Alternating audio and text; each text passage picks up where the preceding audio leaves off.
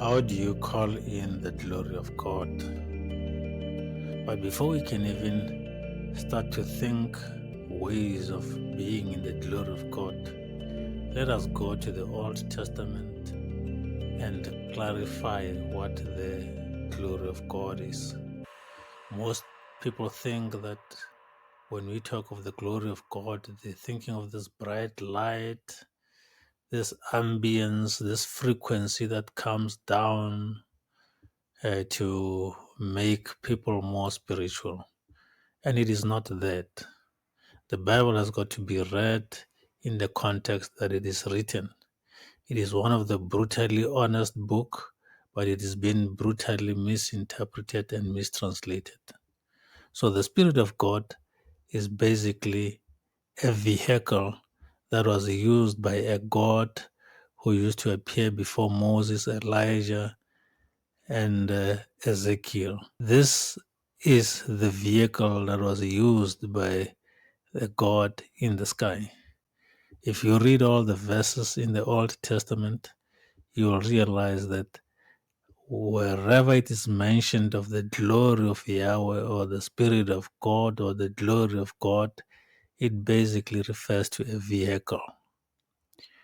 Moses and Aaron were pressed by the Israel people to say, you say you have seen this God and with his glory, but we have not seen it ourselves.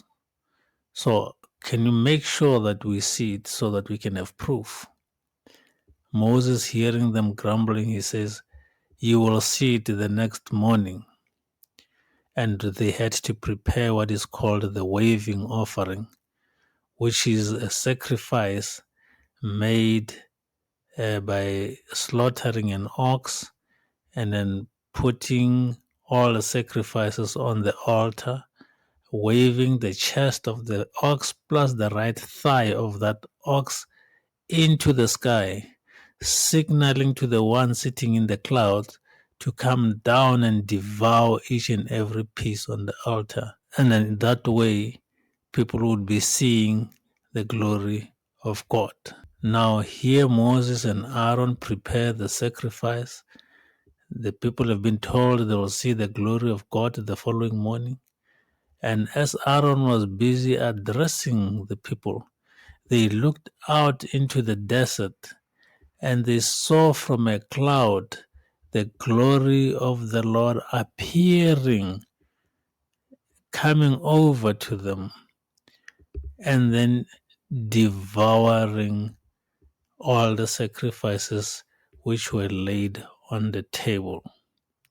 So this is proof that the glory of God is not spirit. It is a vehicle.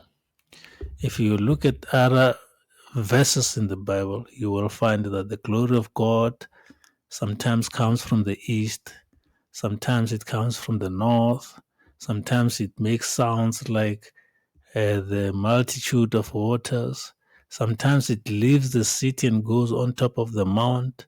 Sometimes it's parked in the tabernacle or in the temple, evenly departing from the temple of Solomon. So this is the vehicle that was used by the one who called himself God. So the glory of God is not spiritual. It is an object that is flying in the sky.